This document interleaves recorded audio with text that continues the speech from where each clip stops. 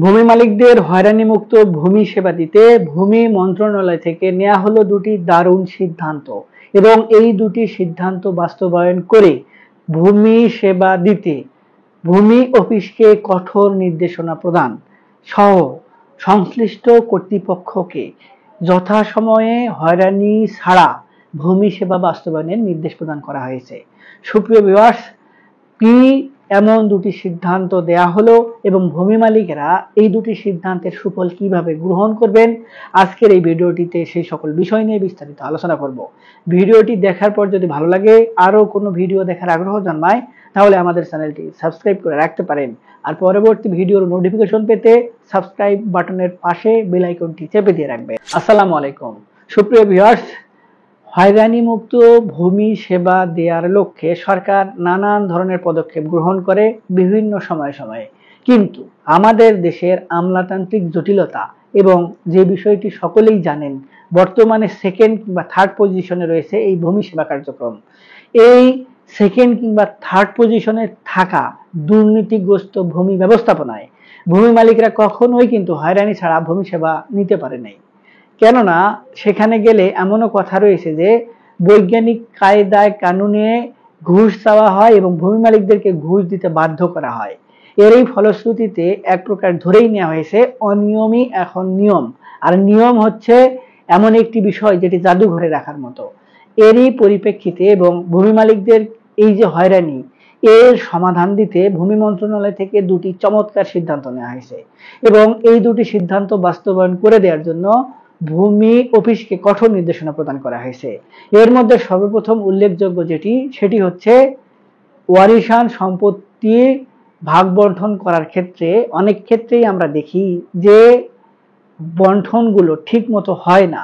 সেই ভাগ বন্টনগুলো ঠিক মতো না হওয়ার কারণে এক শ্রেণীর ওয়ারিশ থাকে, তারা তার ইচ্ছা মতো সম্পত্তিটি যেটি ভোগ দখল করে সেইটুকু সম্পত্তি আবার গায়ের জোর দেখিয়ে কিংবা অর্থ দিয়ে ভূমি অফিসকে ম্যানেজ করে তার নামে নামজারি করে নিয়ে ফেলে এবং পরবর্তীতে যখন অন্য কোনো ওয়ারিশ এই সম্পত্তিগুলোর অংশ চায়, তখন দেখানো হয় যে এই সকল সম্পত্তি তো আমি নামজারি করেই ফেলেছি, পারলে আপনি আপনার মতো করে নামজারি করে আমার এই সম্পত্তি ভোগ দখল করে নিন। এখন যখন পরবর্তীতে ওই বঞ্চিত ওয়ারিশ তার অংশটি পায় না এবং ভূমি অফিসে অভিযোগ জানায়, তখন ভূমি অফিস থেকে বলে ফেলা হয় যে যেহেতু নামজারি হয়ে গেছে, এখন আপনাকে সেই নামজারি সংশোধন করতে হবে। কি করতে হবে? মিসকেস করতে হবে। মিসকেস কোথায় হবে? আমাদের এখানে হবে না, আমরা পারবো না, আদালতে করতে হবে। আদালতে যখন মামলা হয়, এই মামলা কিন্তু বছরের পর বছর ঘোরে, এটি কিন্তু আমরা সকলেই জানি।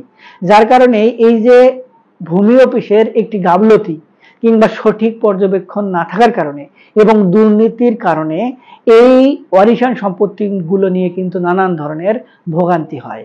এখন এই বিষয়টিকে সুন্দরভাবে সমাধান করার জন্য বলা হয়েছে যে যখন কোনো ওয়ারিশ তার অংশটুকু নামজারি করে নিতে আসবে কিংবা ভাগ বন্টন করার পরে সেটি আবার তার নামে সরকারি খাতা লিপিবদ্ধ করতে আসবে, তখন অবশ্যই আপনাকে দেখতে হবে যে যেটুকু সম্পত্তি তিনি নামজারি কিংবা সরকারি খাতার নাম উঠাতে চাচ্ছেন সেটি তার নামে বন্টন দলিল অনুসারে উল্লেখ করা রয়েছে কিনা।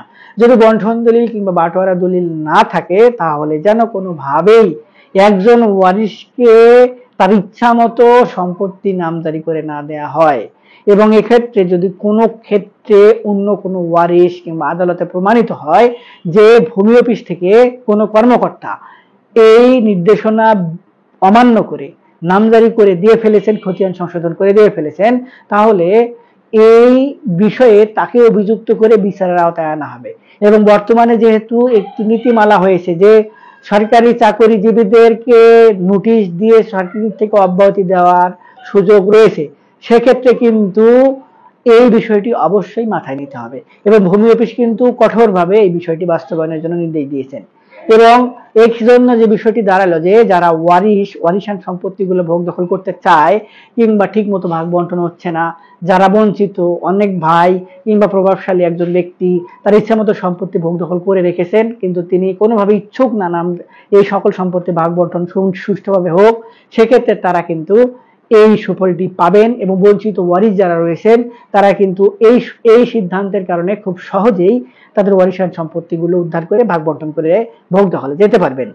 এরপরে 2 নম্বর যে সিদ্ধান্তটি, সেটিও নামজারি করার ক্ষেত্রে, এবং ভূমি অফিস থেকে এখন বলা হচ্ছে যে কোনো কারণে আর কোনো ধরনের নামজারি বাতিল করা যাবে না।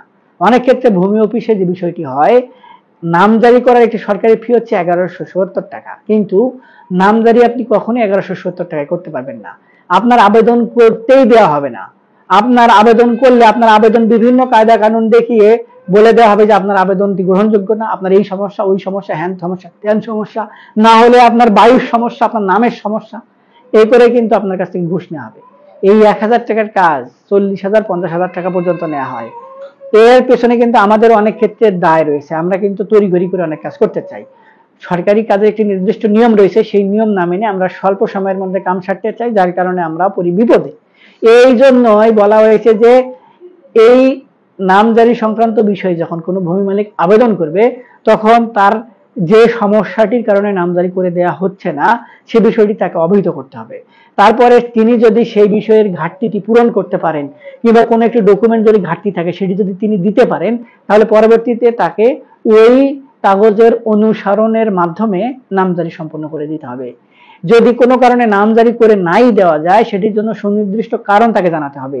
যদি তিনি সেটি সমাধান করতে না পারেন, তাহলে তাকে নামজারি করে দেওয়া হবে না। কিন্তু আপনি আবেদন করলেন, সঙ্গে সঙ্গে নামজারি বাতিল হয়ে গেল, এই বিষয়টি যদি কোনো কারণে করা হয়, তাহলে ভূমি সেবার নামে একটি হটলাইন চালু রয়েছে, সেটি 24 ঘন্টা খোলা থাকে। যে কোনো সময় ভূমি মালিকের অভিযোগ জানালে অভিযোগের ভিত্তিতে প্রয়োজনীয় ব্যবস্থা গ্রহণ করার ব্যাপারে কিন্তু বলা হয়েছে। যদিও বা এগুলো আর আজকাল কেউ বিশ্বাস করতে চায় না, এবং অনেকেই মনে করে হয়রানি না হয়ে টাকা পয়সা দিয়েই নামজারি করে ফেলি। পরবর্তীতে যে ব্যক্তির কাছে আবার যাবে, তিনিও টাকা দিয়ে নামজারি করে নেবে। সমস্যা কি? নামজারি করতে এখন এই টাকাই লাগে, এটি অনেকে মনে করে। কিন্তু ভূমি মন্ত্রণালয়ের এটি কিন্তু কঠোর নির্দেশ। এখন থেকে এই প্রক্রিয়ায় নামজারি কার্য সম্পন্ন করতে হবে। আমরা অনেক ভূমি মালিকরা কিন্তু বিষয়টি জানি না, যার কারণেই কিন্তু আমরা তড়িঘড়ি করি, আমরা ভয় পাই নামজারি হবে কি না হবে না, এত সময় নিয়ে লাভ নাই, আমাদের সঠিক সময়ে দ্রুত কাজ সম্পন্ন করে নিলেই হলো, টাকা কত যাই যাক। এই বিষয়টি কিন্তু এখন এইভাবেই চলছে, যার কারণেই দুর্নীতিগ্রস্ত ব্যক্তিরা দুর্নীতি করার সাহস পাচ্ছে। তাই এই বিষয়টি মাথায় নিয়েই কিন্তু আপনাদের সকল কার্য সম্পন্ন করতে হবে, এবং আপনাদের এই যে নামজারি সংক্রান্ত যে সেবাগুলো, এটি গ্রহণ করতে হবে। এবং নামজারি করার ক্ষেত্রে ভূমি মন্ত্রণালয় থেকে স্পষ্টভাবে বলে দেওয়া হয়েছে যে কিছু কিছু ডকুমেন্ট লাগবে অবশ্যই নামজারি করার ক্ষেত্রে। এক্ষেত্রে অবশ্যই যে ব্যক্তির কাছ থেকে সম্পত্তি হস্তান্তরিত সূত্রে পেয়েছেন, তার দলিল, তার নামজারি সংক্রান্ত যত কাগজ, তিনি ঠিকমতো খাজনা পরিশোধ করছেন কিনা সেটি, প্রযোজ্য ক্ষেত্রে নকশা ম্যাপ পর্যন্ত জমা দিতে হবে। আবার আপনার ক্ষেত্রে আপনার ভোটার আইডি কার্ড, আপনার জন্মস্থানের ঠিকানা, আপনার প্রয়োজনীয় ফোন নাম্বার, আপনার প্রয়োজনীয় যে টাকা পরিশোধের যে রসিদ, সেটি এগুলো জমা দিতে হবে। এর বাইরে যদি কোনো একটি কাগজ প্রয়োজন হয়, সেক্ষেত্রে ভূমি অফিস জানাবে, এবং কোনো সমস্যা থাকলে সেটিও আপনাকে অবহিত করবে। আপনি সংশোধন পূর্বক আপনার নামজারি কার্য সম্পন্ন করে নিতে পারবেন। সুপ্রিয় ভিউয়ার্স, এই যে দুটি সিদ্ধান্ত, এই দুটি সিদ্ধান্ত কিন্তু ভূমি মন্ত্রণালয় থেকে দেওয়া হয়েছে ভূমি মালিকদের সুবিধার্থে, এবং এই বিষয়ে বাস্তবায়নের জন্য ভূমি অফিসকে কঠোর নির্দেশনা প্রদান করা হয়েছে। আশা করি এই ভিডিওর বিষয়বস্তু বুঝতে পেরেছেন।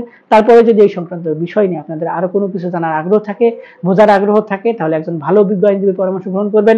আমাদের থেকে কোনো সহযোগিতা নিতে চাইলে ভিডিওর নিচে কমেন্ট বক্স রয়েছে, সেখানে কমেন্টস করবেন, আমরা আপনাদের সহযোগিতা করার চেষ্টা করব।